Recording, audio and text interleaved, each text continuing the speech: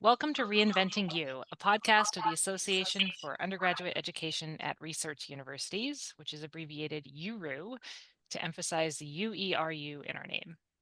URU was founded in 2000 as a Boyer-inspired national consortium and is today comprised of over 130 member institutions, all of which are dedicated, as our name states, to growth and development in undergraduate education, specifically as it is organized at research universities. Your host, Julia Michaels, URU Director of Development and Strategic Partnerships, from whom you just heard, and yours truly, Steve Dandino, URU Executive Director and Associate Provost at Colorado State University, the university that has hosted URU since 2013. Julie and I are delighted to welcome Dr. Richard J. Reddick, Senior Vice Provost and Dean of the Undergraduate College and Distinguished Service Professor in Educational Leadership and Policy at the University of Texas at Austin.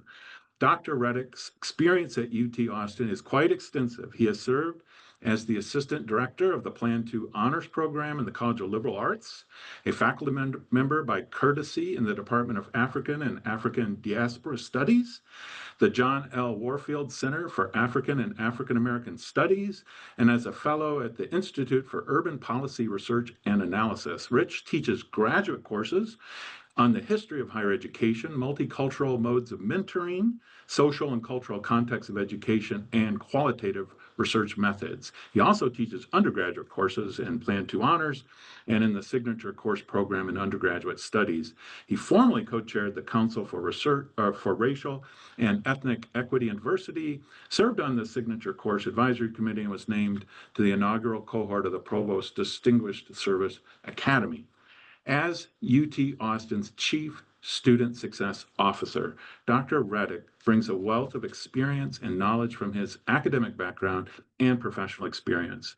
Rich earned his Bachelor's of Arts from UT Austin in Plan 2 Liberal Arts Honors and was named a College of Liberal Arts Distinguished Dean's Graduate. He then went on to teach elementary and middle school in the 5th Ward of Houston, Texas, after which he worked in student affairs at the Massachusetts Institute of Technology, Cal Poly San Luis Obispo, and Emory University. Rich earned both his master's and doctoral degrees from the Harvard University Graduate School of Education. Dr. Reddick is also the author of the 2023 Harvard Education Press volume, Restorative Resistance in Higher Education. I repeat, Restorative Resistance in Higher Education, subtitled Leading in an Era of Racial Awakening and Reckoning, one of 4 books that he has authored, co-authored, or co-edited, and which will serve as the focus for our conversation. Welcome, Rich. Well, thank you, Steve. And I think we're done. You said it all. So yeah, We're glad I've just been you're here for a long time. That's what's really going on. Thanks for taking time for us. We appreciate it. No, it's great to be here. Thank you for being here. As always, our first question is for listeners who haven't read Restorative Resistance. Could you please give us just a quick summary of its main themes? Who is this book written for, and why is this a particularly apt time for people to read it? Thanks, Julia. So the book was really born out of my sort of identity as a public scholar. So I, post tenure, when I felt somewhat protected, I felt I wanted to do more. I'm a first generation college student, and I always felt like, look, it's great getting things published in journals, but nobody reads journals except for people like me. And that wasn't really what I wanted to have impact. When I started doing public scholarship, op-eds, I started feeling like this is great. I love this stuff. And so my editor, Jane Fargnoli, sort of said, well, can you bring that sort of voice to some of your work? So my work centers on, cross identity mentoring, issues related to cultural taxation, and what I call the privilege payoff, which are the differential expectations of work and service that reside upon people based on identity. And this was kind of the plan. And then 2020 happened. And then 2020, we had the sort of the twin pandemics, right? The pandemic of COVID, but also police violence and the deaths of George Floyd, Ahmaud Arbery, Breonna Banks, and so many others. And so that made me reflect more on sort of, well, what have I been doing for the last 20, 25 years? I've been working in the space of trying to foster better understanding, and try to work through issues pertaining to how we interact with different people from different backgrounds, racial, socioeconomic, and what have you, but also attending to the real harm that's been done. And so I think the book covers all of those issues. And then, of course, I just happen to have a couple of, I think, pretty interesting leadership opportunities I've had. One of them co-chairing Institute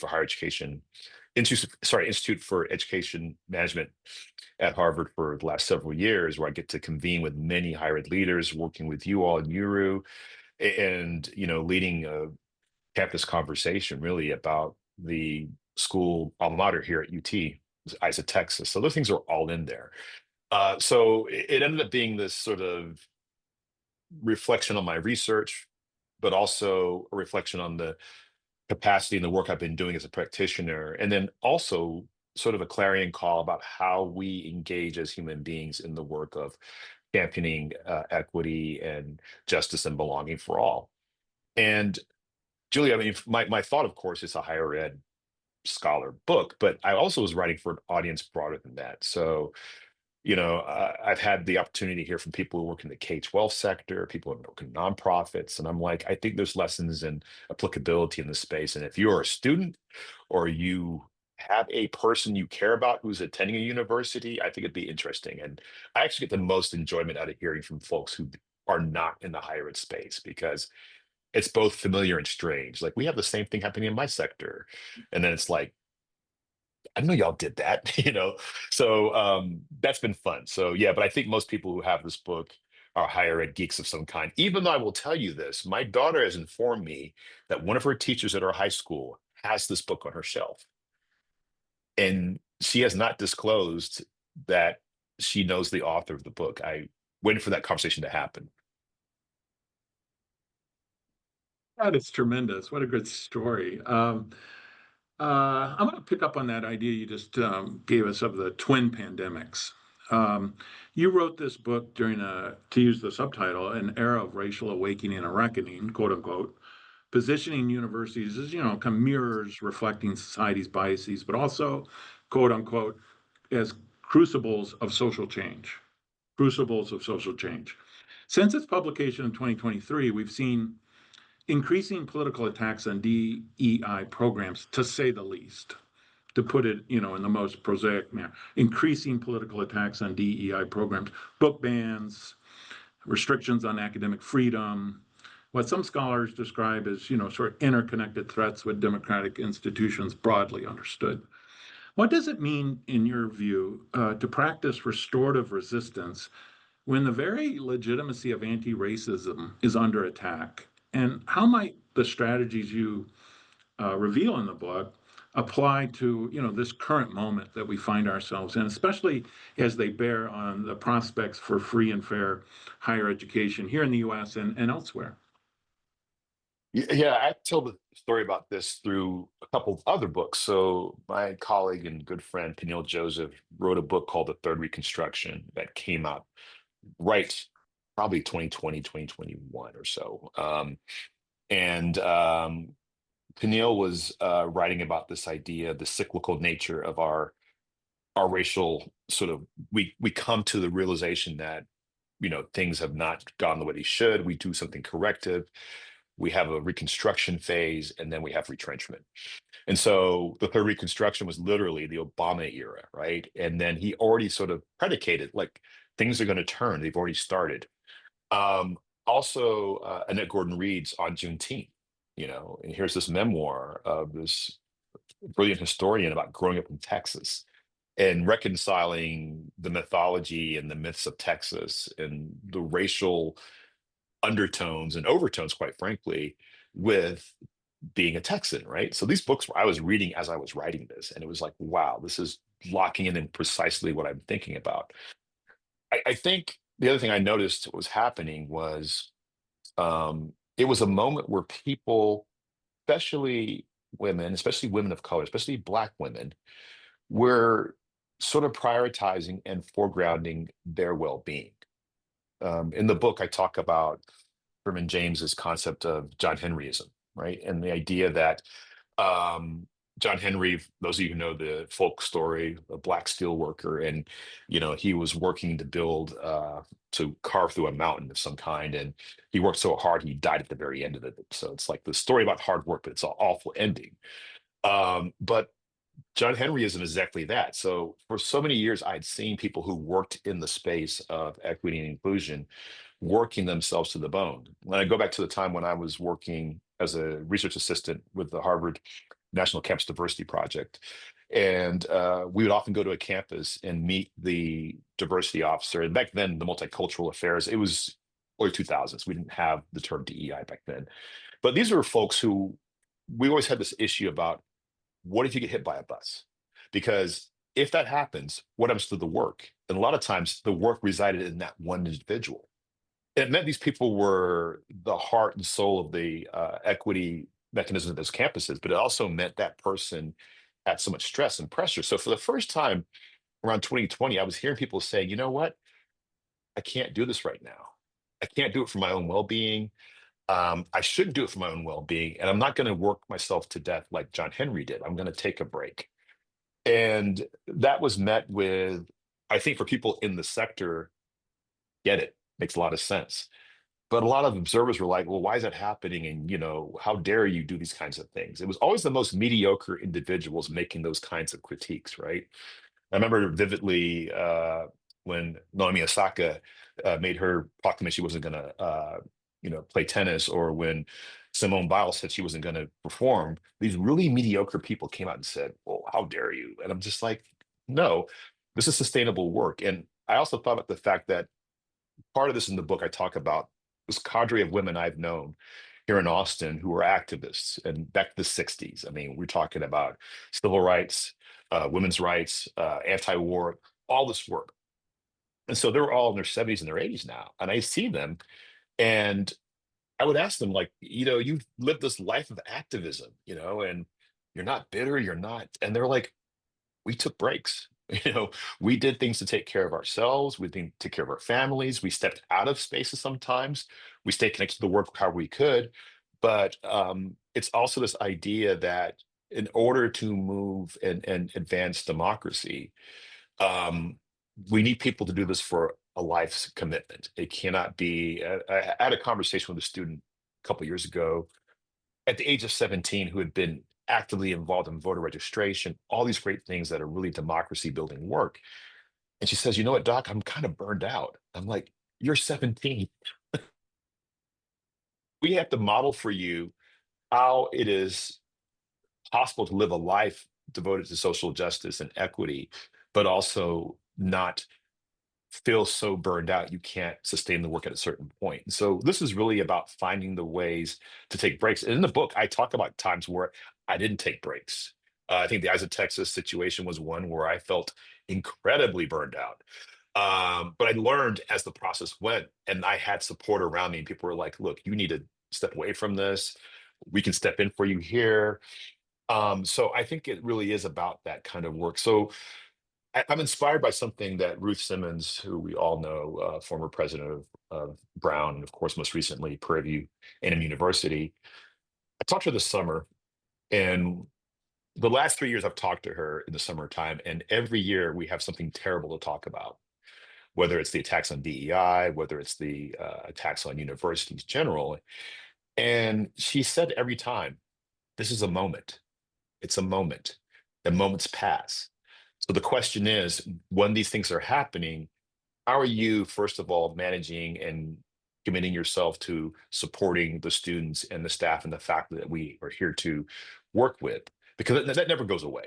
That is always part of our jobs. And then when the moments do pass, how do we rebuild? How do we rethink? How do we reimagine? We have to be present in that moment. So, will the moment be years, 10 years? God, I hope it's not long, but it will pass. And then we'll have to think about what's the next chapter. And then we want people to be able to say, I was there when we were doing these things. We can take some of those ideas and move them forward. Or I've been listening to more people about what we can do in the future. So that was very reassuring to me. I think given the fact that it feels very unstable and uncertain in higher education, I think we're all feeling that. But just the fact that we know that we've had moments like this before, this might feel like a lot happening at once, and the speed and the rapidity and uh, the inhumanity feels excessive. But there are lodestars and people for us to sort of consult with to say, well, how do we think about the next phase of this? And how do we um, find ways of doing important, affirming work to advance democracy without losing hope completely? I just quickly insert, I've seen some faculty members at University of Louisville and at Hopkins online where they're beginning to teach this fall, and they're going to like chronicle their experience and try to reach communities and give advice. These are the two that I've seen are Black men who are in fields that are social science and humanities fields, and they feel particularly beleaguered at their institutions. They feel under threat, and they're just trying to use the social media platform to build some community and also document the experience. And the reason I thought of them is because they talk about being really worn out, Yeah, like, and this is just on top of what they've been doing and in both cases, I believe decades, of tenure at these at predominantly white institutions, and they're just kind of, and I thought it was interesting to use that technology and that way of communicating with people. It reached me, and I'm, in Colorado, far away, but yeah. thinking about their situation. Have you seen any of that where people are trying to find creative ways to build community and work through like this very moment we're in right now?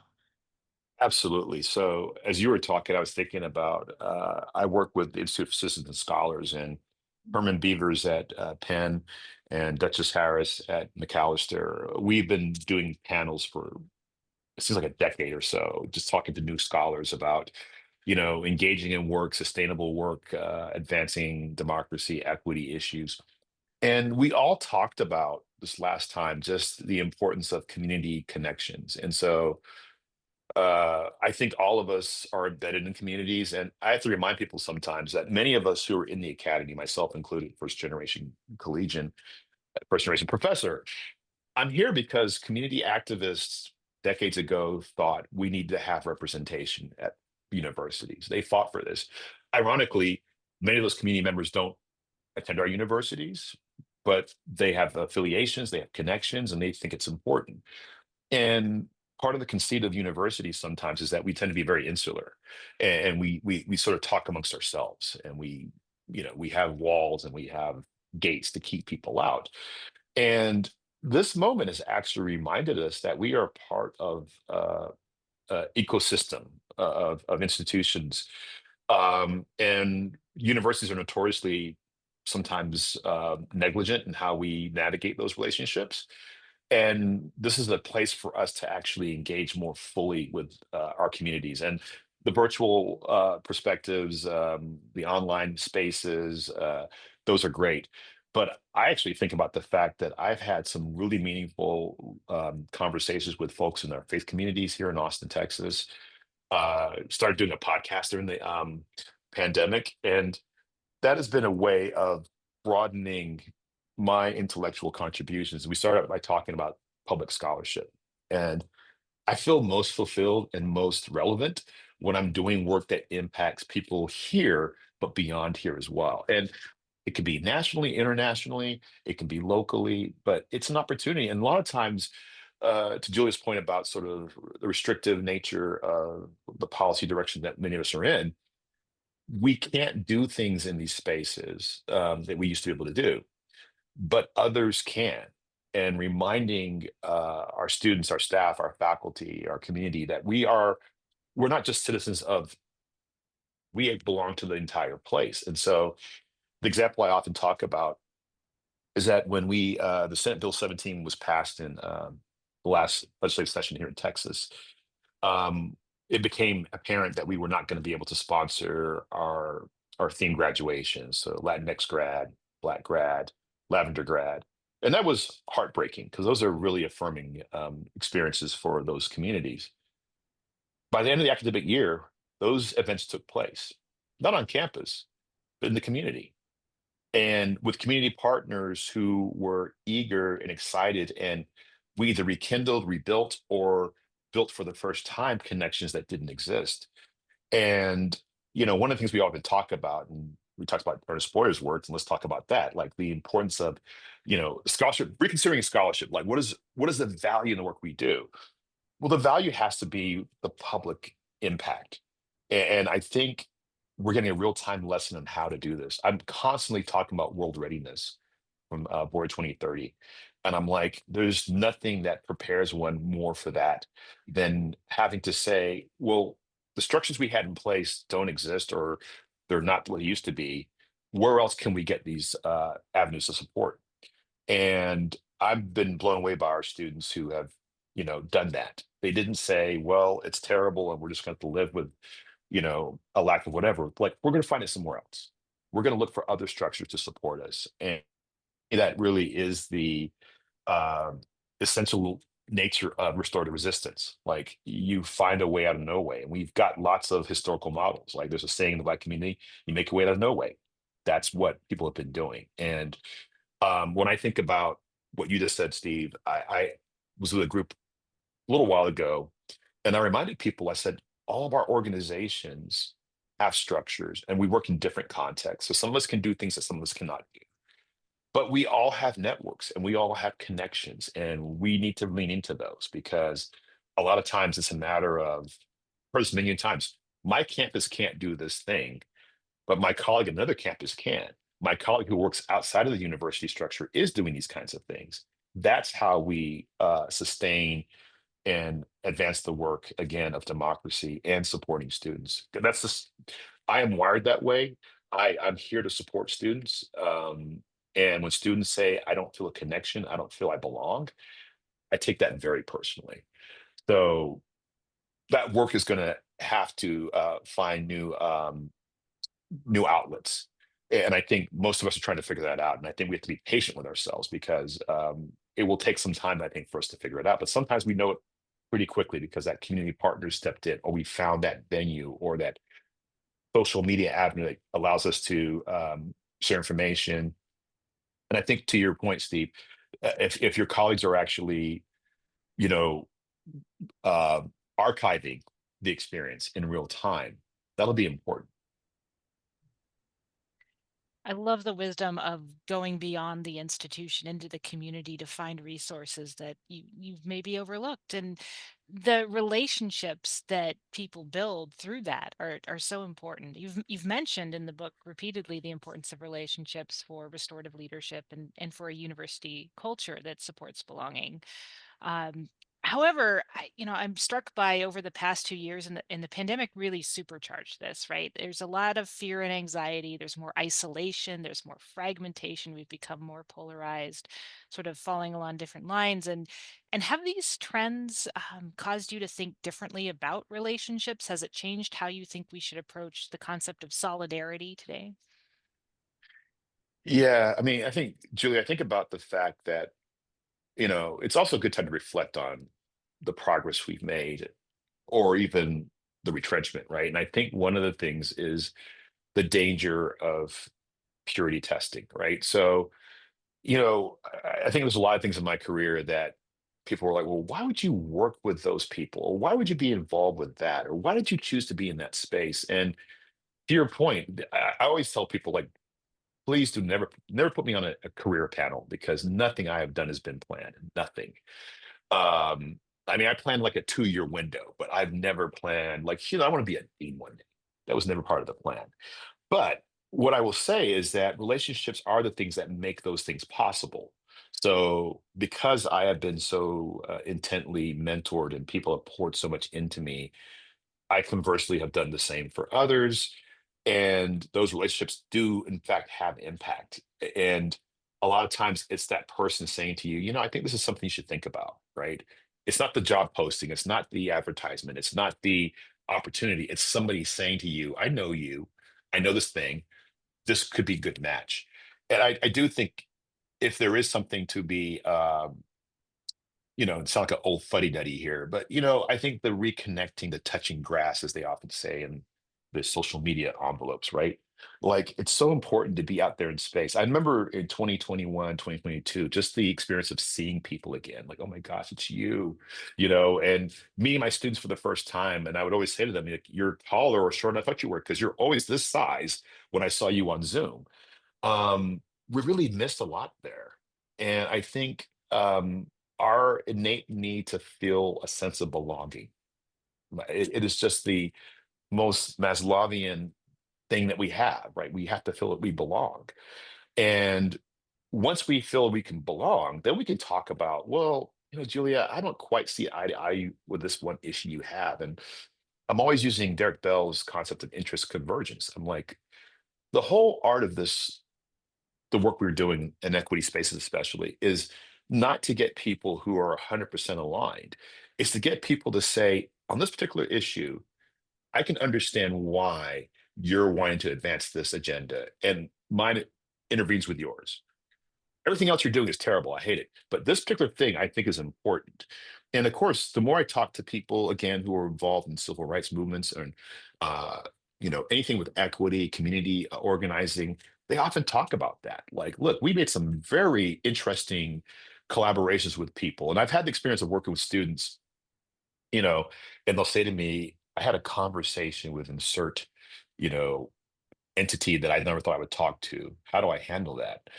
And I'm like, well, this is what democracy looks like, right? You're often engaging with people who have very different perspectives. And sometimes we tend to have these caricatures of what they're actually like. I talk about this in my book, right? I talk about the fact that I got to know a lot of people who, have very different perspectives that I do. But my superpower, I guess, is being a permanent new kid. As a military brat, my dad's in the Air Force 26 years, 12 different schools. I was always a new kid. So you got to find ways to connect with people, and you got to read people as well. And I think at a certain point, if you can find like I have some baseline things, of course. You have to believe that everybody has worth, right? You have to believe in the things like I do, like democracy and that voices matter. If we're there, 9 times out of 10, we can have a conversation. Now, the times that it hasn't happened is when somebody says, well, these people don't belong or they are not, then I, I, I can't work through that. People can, and they're, God bless them, they can do that. I can't. But I always start with that. Like, what are our baselines? Let's try to figure out a way. And it often comes from things like interactions. So I don't know if you noticed this, but during after October 7th, there were so many instances of people having these awful screaming matches, shouting matches. But of course, I'm looking to see, well, where did people get to a conversation?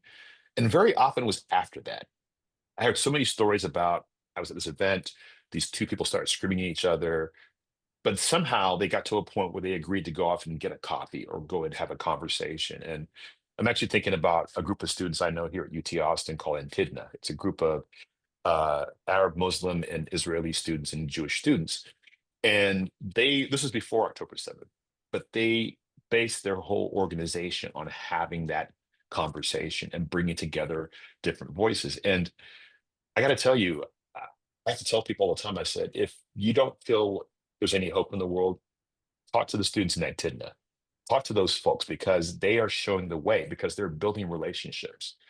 And when you see the humanity in somebody, then you can start moving towards, well, I'm really having a hard time with this particular issue. And I'm not making it sound like this is easy stuff. It's not. But the thing I try to do, and I'm sure many of our community are doing the same thing, is like, how do we build the capacity and the space for folks to have challenging conversations, as we say at the University of Texas, to change the world? You can't do that if you don't feel, well, Steve and Julia, those are people I respect. I see where they're coming from on certain things. I don't quite get all of it, but I can understand at least, and I can respect where they're coming from. That's the goal we're working towards. And it's not easy work. And frankly, I wish we all had more time to invest in building relationships. And I'm trying to find as many hacks as I can to find more time to be with students, to be with staff, to be with faculty, to build relationships, because the time will come where we find we're not on the same page on something. And it's a lot easier to navigate if we have a sense of, well, I like you as a person.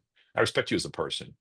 I think you're wrong on this, but I see where you're coming from. I understand your heart. I'm on your side on this particular thing. Is there a place that we can actually have common ground, I guess? You're thinking about relationships might be the answer to this next question too, really. You've always been so kind. Earlier in our conversation, you mentioned world readiness and that you consulted the Boyer 2030 report, and you've famously once called URU the Bono of higher education, which we really, really appreciate. Not quite sure what it means, but I like it. I like it. It sounds great. You've always been a real champion of, as you've been saying just now, connections and relationships at UT Austin, but far beyond as well, across the country and the landscape beyond. And that's what I wanted to ask you was, what role are you seeing today, particularly for statewide, national, even international university associations when we're facing the challenges of destructive ideologies like racism and practices associated with that in all its different forms, and other ones as well, which are all emergent and kind of front and center for us in this political age. What role can all these associations like URU and lots of others play as being part of this restorative resistance that we need, I think? Steve, it's probably never been more important, right? Because I think so. Everything's local. Look, we spent most of our time in our communities, in our states, in our regions, and we're thinking in that lens, and we often don't know. So I mentioned earlier Institute of Educational Management. So we typically bring together anywhere from 80 to 100. This year was a little smaller. Higher ed leaders from across the country and the world. And 2 years ago, we had a conversation with folks in red states, and some of us, Texas and Florida, were kind of like, we're at this stage, and others, like in Idaho and Tennessee, were like, we hadn't had that happen yet. We need to hear what you're talking about, right? So Yuru and other organizations, I think, are essential because that's where we get to have those conversations and kind of either previewing what happens, because most of these things are not, you know, bespoke.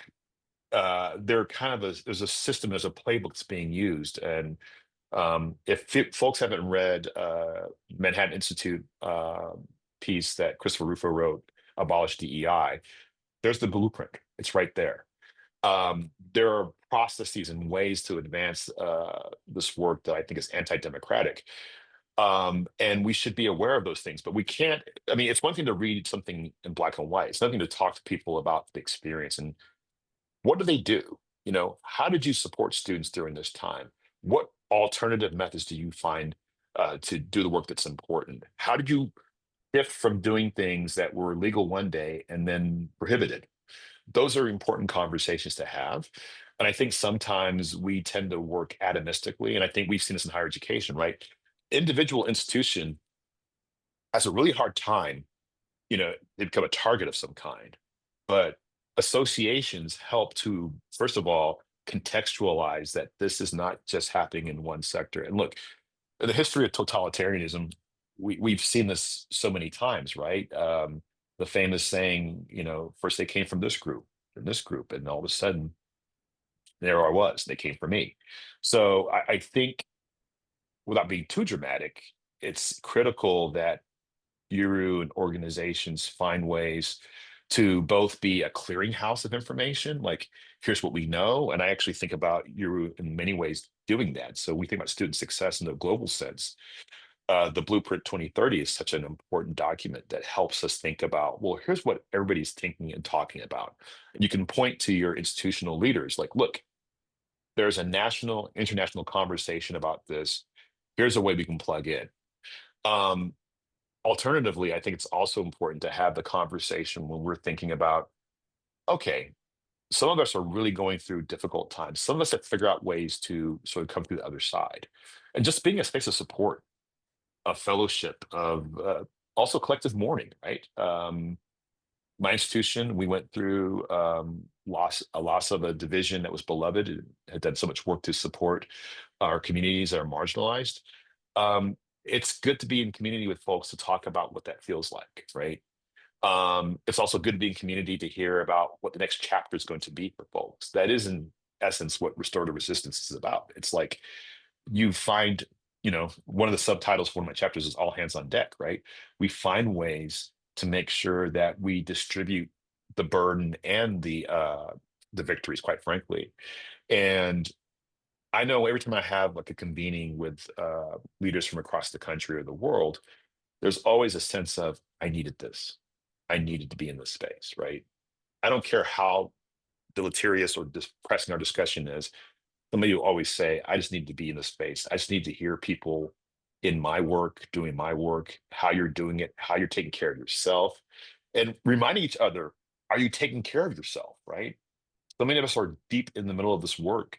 We're not eating well, we're not sleeping well, we're not exercising. And, I have a whole thing about, analogizing our work to, exercising and having a healthy lifestyle. I came to that work late, um, and I saw it actually, really harm people. And I'm like, one of the things we have to do is foreground our well-being, and we have to model it too. So a lot of us out there are like, you know what? Don't worry about me. I'm going to do all this work I can do. You have to model it for others. As a dean and a senior vice provost, I realized the days that when I left the office early, I made a point of letting people know I did that. Because if my team knows I'm doing that, then they know they can do it too. I can't just say I'm doing it and then go home and do 25 emails. I have to literally do what I said I'm going to do. And that also makes it easier, I think, for some of us who feel like, well, I've got to be the tough guy, the tough gal. Like, no, you have to be the human being and take care of yourself. And you take care of yourself, you can take care of others. So that's been a big, sort of unexpected part of this. I don't think I ever had well-being and self-care as part of my mantra, but it has become that in the last several years.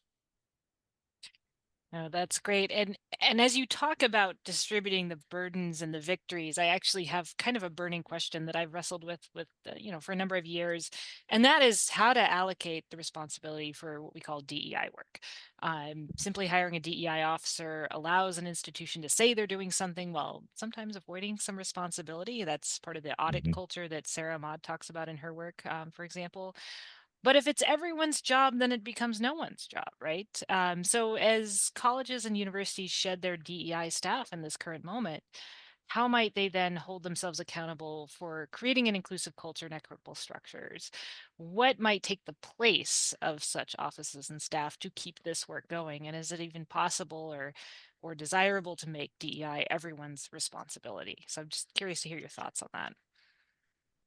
Yeah, Julie, it's a great question because I remember I was one of the first people to have a like a assistant dean role, associate dean role at a university, and there was a collective of us across the country, and I talk about in the book, these associate assistant deans of equity or inclusion or whatever in colleges of education, and we would talk about our jobs, and they were all quite different. I mean, some of us felt that we were responsible for collecting the complaints and fixing them in one person. And that's a very common iteration, as you just described, right?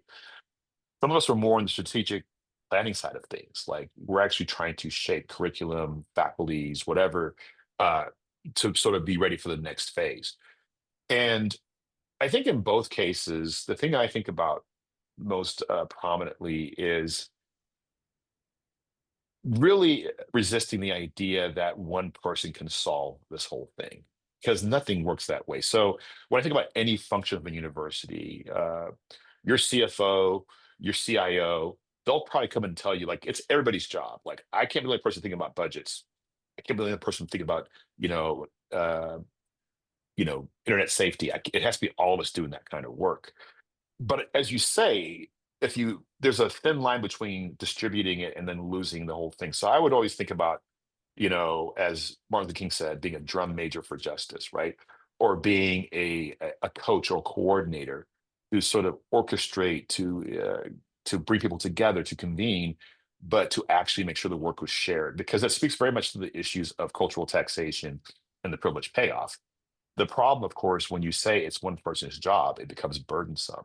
And I think it's about helping people understand how they interact. So one of the things I think has been done really well, I've worked with budget officers who have been great at saying, well, this is why our financial status matters because you have this responsibility in your work. You do this to the point that you're like, I never thought of my work that way. I never thought of myself being a person who was responsible for allocating. But that's what we do. So similarly, when I talk to faculty, staff, or students, I say, building a community is something we all do. And some of us do it in a very large scale and it's very flashy and it's very known. Sometimes it's smaller. And I always want to make sure I acknowledge the work that's small. So if I talk to a faculty member who says, I don't do a lot of mentoring, but I've got this student I've been working with, I'm like, well, thank you for doing that because that makes a difference. And it is the kind of thing you pay forward. So you never know the rippling effects of what you do. So I talk about my mentor, Charles Willie, in this book, and Dr. Willie's example of that. I mean, he inspired so many of us who have rippled out. So he's got this massive influence because it's come through individuals. So obviously, one of the most important things is empowering and reminding people that the work you're doing to make our campus feel more welcoming, more accepting, to help people who feel like they haven't been seen to be seen, that really matters. And so in so many ways, we have to remind people you're doing that work daily. And sometimes just a little bit more focus and emphasis on it. So one thing I've been big on, a dear friend who's a pharmacy dean, and we were talking about our life trajectories. And like me, even more like, less like, more like me, he is a person who never intended to be, he dropped out of college 3 times, joined the Navy, did all these things, was in a faculty member's office. Basically, the guy threw him a bone, and next thing you know, he is where he is today. We got to tell those stories because a lot of times you never know who you're speaking to. You never know who needs to hear the possibility of moving forward and advancing because you were able to do it that way. And it's not always, I think what's interesting is that there's often an assumption, well, Rich Reddick's an African American male. So African American males in particular are going to hear his message. That's certainly true to an extent, but I have been pleasantly surprised when I interact with folks and I hear somebody say, well, you said something that really spoke to my experience. And I'm like, I would have never thought that connection would have been drawn. But the more we tell our stories about not just, and this is a big thing in higher education. And we started this whole thing with, Steve did all the accolades, the great things that Rich Reddick has done in a long career. But the reality is there's been a lot of dips and valleys in that. And so I think it's important that we share, okay, here's a time where I felt marginalized. Here's a time where I really had to recalibrate. This is a time I really wasn't successful.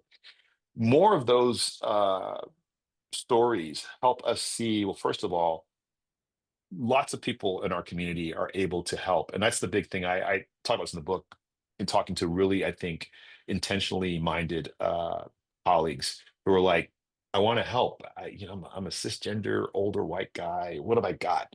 I'm like, you've got something. And don't make the assumption that it's only homophilous identities that are the ones that are going to speak to somebody's experience. It could very much be a regional identity. It could very much be the example. And let's just be really honest. Health and dealing with people with health issues, we've all been impacted by that. You know, I have a student, brilliant student, who just did a TED talk about losing a sister to cancer. And that is a very unfortunate community that many people belong to, right? And those stories help connect people. And so I don't make it sound too simplistic, but I do think, you can't change our identities, right? We are who we are. And when students, staff, faculty, community members see us, it matters. And we need to tell them, how did we get to be where we're at? What do we struggle with? How do we need them to help us to do what we do? And I'm still, I don't think I've quite figured out the pattern and the rhythm. It's going to be very bespoke, and it's going to be hard to do without central coordination in a lot of spaces. But I am committed to the work of supporting students and of all backgrounds, right? And some students will come to me because they see an identity, they think that there's a commonality, and hopefully they're right. Sometimes they're not, but I also think it's my job to help them find other people who do the same things and other organizations and other communities, right? If we can become adept connectors to resources and communities, that's also part of the work. But having said all that, I agree with you. It's hard to sort of do that work and not lose the central sort of responsibility, accountability piece of it. And that's where I guess our larger organizations can be helpful, because if we're at least putting forth, documentation and blueprints, that helps. Now we know we have something to aim towards and something to benchmark against. Thank you so much, Rich. We really appreciate you talking with us about your book and yourself and your journey. And we hope that this conversation helps our members think searchingly about how they can best exercise leadership in what are fraught times for many, maybe most, maybe all URU member institutions. And thanks too for your support of URU over the years. We're grateful to you and your colleagues.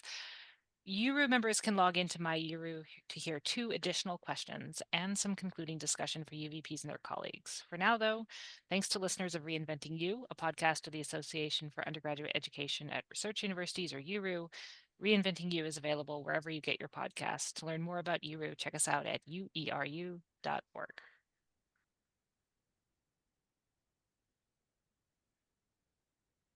We're recording this using Zoom, which we always do, so the listeners won't know that behind Dr. Reddick, he has the poster from the most recent Lamborn Hughes Institute featuring the team from UT Austin. There it is. Thank you. And I just seen that. I would just want to again double down on what Julia just said, and thank you again for your support of that particular effort. Your team was amazing, but over the years, all the great support you provided URU through your colleagues and yourself included, and we really greatly appreciate it. Partly because the University of Texas Austin is. And I don't think you're going to disagree, given your degrees from there and your career, largely centered or much centered at the university. I think everyone in the world recognizes UT Austin as one of our great public universities, again, in the United States, but all around the world. And despite everything that's been happening the last year or two and before, and all the issues that we face, what gives you optimism about UT Austin's future? Well, that's a great question. And first of all, thank you for the kind words. Thank you, Julie, for the kind words as well. I just think so.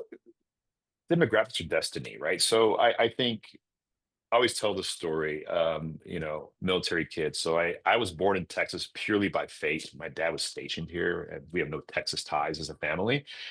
But as a 5-year-old in Norfolk, England, I was walking around saying, "Oh, I'm from Texas."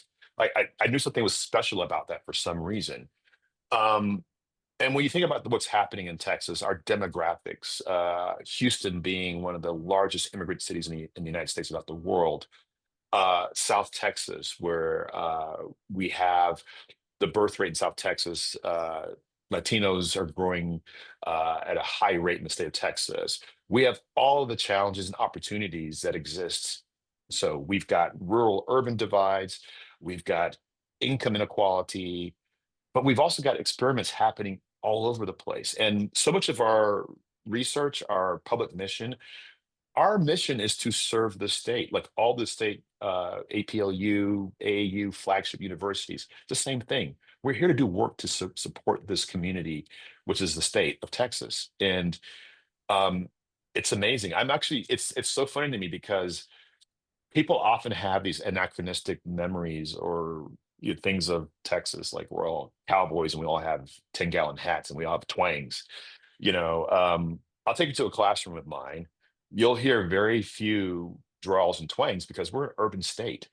And you'll meet somebody who's Muslim and they're from Houston. You meet somebody who's Asian American and they're from Dallas. And that's Texas. And so I'm so you should know this. Yesterday's my first class. I had 60 students, mostly first year students. And I can't imagine a more diverse group of students. I mean, everything about them is different. I mean, and they're all here doing the same thing. They want to change the world. They have optimism. They have desires. All things that happen in the world of higher education, we still have students coming to us and saying, "This is the mechanism for me to do the thing I want to do in the world." So it's a huge opportunity, and I honestly think that The students that we serve are absolutely the reason why I feel optimistic. Um, I get to do a study abroad. I spend a month with my students in Oxford, UK, and I spend more than just like 2 hours a day. I spend a lot of time with them, and to hear what they're thinking about, to hear how they're thinking about what they're going to do next, and they are planning through a difficult time. They are planning, well, if I'm a woman, I have to think about certain things that maybe weren't front of mind 3 or 4 years ago. If I'm undocumented, I have those concerns too. But there is a sense that there is a way to do this work, and they're looking for those opportunities. So, and again, I don't want to make it sound like every day is like everything is great, but I am actually probably at my highest point because I have so much contact in the last several days. I started the week with a first gen group, and we had more first gen students than I think we had food. I mean, they just swarmed the place, and letting them know that you're the last first gen person in your family. Like, and I can tell you, as a 17-year son of a seven, the father of a 17-year-old who's going to be going through this whole process this year, I'm like, dude, you're like on third base already because like you have so much stuff from your mom and me. And by the way, I work at a university, so you have so much knowledge that I didn't have. So you're going to be able to do some things that I wasn't able to do my first year, which I'm so excited about. So those sorts of things give me hope and optimism. And also, like, it's the resistance work I'm seeing people doing. So it's not always obvious, but it is these convenings, it is these groupings, it is these people who are using social media or doing their public scholarship in certain ways. Uh, that tells me quite clearly that good work is happening. And frankly, what we're experiencing in the United States is not happening across the world. I have a colleague in the UK, and I said, oh, what's happening in the policy environment? He's like, mate, it's the opposite here. He's like, there is a need from industry. They want us to be more intentional in how we are creating inclusive environments. Like that isn't going away. So that makes me optimistic. There's plenty to be pessimistic about, but that hopefully is why I'm in a good mood. And next week, maybe I'll feel less so, but that's where I am today. One more question for you. Yuru's been leaning into leadership development in a big way recently, and we have even bigger plans on the horizon. So I'm interested in this question of how leaders should improve themselves and grow. You've talked a lot about cultural taxation in your book, and the institutional solution to that is clear. It's about compensating individuals for their invisible labor, but are there things we can do in the absence of institutional action, right? You've mentioned advising scholars to reflect on their work that they've done in service in their CVs, but not only in the service section, right? What other leadership advice might you offer your fellow UVPs who are either being taxed or, on the flip side, are benefiting from that privilege payoff? What critical questions should they ask of themselves to learn to grow and bring people together in pursuit of their goals? Well, Julie, you just made my day by citing the privilege payoff. I think it's great. So yeah, I think so. There's a couple of stages, right? I think the first one is probably awareness. And so I remember a few years ago at the university, uh, UIA, with Bridget Burns and her organization, having a great conversation with them and just sort of saying, let's get this concept out in the world because I don't think people always understand what it is. And we call it the black tax, the brown tax, the pink tax, the whatever cultural taxation, and conversely, the privilege payoff, like understanding what we're talking about. So believe it or not, there are still people who are just kind of unaware of it because part of privilege is hiding these things, right? It's not inherently obvious unless you've got colleagues who experience it and then you see it, right? Or you're experiencing it yourself, even temporarily. You get like, my gosh, there's a lot on my shoulders. And you're like, well, I've got a colleague who's had this for their entire career. How do they get things done?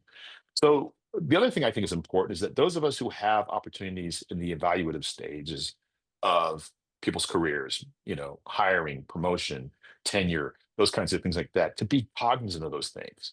So one thing is to always like note, like, how much is this person doing beyond their job description? And conversely, has this person not had to do certain kinds of things? And to not necessarily have people be penalized or advantaged, but to at least know that's part of the operating structure, right? If you've got somebody who has always been tapped to do cultural taxation work, then it shouldn't be surprising that if there's been no interventions to help that person. So, for instance, I think those of us who hold responsibilities as supervisors, as deans, as department chairs, those kinds of things, part of our job is to make sure that's not happening. I remember, it might be in the book. I think it's in the book where my department chair one year put up the list, the number of everybody's advising loads, and the frankly, some people were just quite they weren't bothered at all by that. But I was just like, wow, that is jarring. And when I think about some of the really groundbreaking work's been done on faculty workloads, that's one of the things is visibility. Like, let it be made plain, and also transparency, because a lot of folks are working in their own silos, not understanding. Well, other folks aren't doing that, or other folks are getting these kinds of rewards or compensations or recognition for their work. And I talk a lot about the Distinguished Service Academy here at UT Austin, and so all of us who were the inaugural class of Distinguished Service Academy, we all knew each other because we're always doing the work, right? So like, "Oh, I know you from like 10 different things." But it was the first time for almost all of us that we had ever been recognized as doing important, noteworthy, praiseworthy, compensated work for the work we do. We don't do it for that reason, but I think we all had our jaws on the floor saying, wait, we're getting recognition and some compensation for this work? So things like that, advancing those kinds of concepts. If you have a distinguished teaching academy, you should have a distinguished service academy. You should have things in place that recognize the work that's being done. And you should also make sure that there's a clear understanding in your institution that, cultural taxation exists. It tends to manifest itself in marginalized community members. And part of our work is to make sure that work is distributed. And also, of course, as I've often said, it's a tax that some people are willing to pay to a certain extent. So the solution is not to say, well, we're going to take care of all the things that you care about, get them off your list. It's more thinking about how do we make sure that you are recognized for that work, and how do we make sure that there's some things that can be done by everybody. So mentoring work, everybody can do something in the developmental stages to support students. Not necessarily mentoring, because I think we would agree not everybody should be mentoring. Not everybody is well suited for that work, but you can advise, you can coach, you can be a role model. You can do lots of things that will help direct students' journeys, and not necessarily invest in the level that somebody who's truly skilled at doing that is. So I think it's a combination of spreading the word, uh, impacting structures, and acting as leaders to sort of augment and shift that narrative. Because a lot of times it is the fact having somebody in leadership saying, I know what cultural taxation is, this person's experiencing it, and I'm going to intervene. I'm going to make sure that's going to be lessened. I'm going to make sure it's going to be distributed, and I'm going to provide resources, compensation, recognition when I can. Any last thoughts, Rich? This has been a great discussion. I mean, and it's also cathartic, and I think it probably should be a message to other folks. It's like lots of us have got experiences, our backgrounds, our research, and our chronicling of our experiences. It's important to put together, and maybe you're not going to write a book, but are you going to write a blog post? Are you going to put together an article? In fact, my big hack I talk about is like everything that happens in my career is a researchable, right? And I have written about mentoring, my experience of being mentored, right? And I think the more examples of that, because there's nothing more, I think, gratifying when I hear somebody say, I read your article, it impacted me. I read your book and it impacted me. And certainly I want people to read my book or read my research and say, oh, I have an intervention I've used because of that. Your theories make sense to me. But I also think, you know, my good colleague Victor Sines and I wrote a piece called Hermanos Academicos. And when that article, I had a student approach me at a conference and said, we read this in my first year doctoral seminar. I'm like, okay, you've made my career. That's what I want my work to do. I want it to have that kind of impact, not because it's being cited 25 times, but because people are reading it and they're seeing themselves in it and they're saying to themselves, I could see myself in this space. I always remind people when I was in graduate school, the first article I read where I felt like I want to be this person was Stacey Lee's research. You know, an anthropologist out of Wisconsin, Asian American youth. And I'm like, I want to write like she writes. I want to, have that kind of, sort of import and, Bridget Turner Kelly, uh, Shannon Fries Britt, so many other people I have emulated in my career were that for me, Rich Milner. So I always think about, I want to be like those people. So know that there's somebody who wants to hear your voice too. So whatever your venue is, if it's an article, if it's a book, if it's a podcast, get your work out in the world so people can be inspired and supported by you. On behalf of Reinventing You listeners, thank you so much. Thank you, Thank you, Rich. Steve. Thank you, Julia.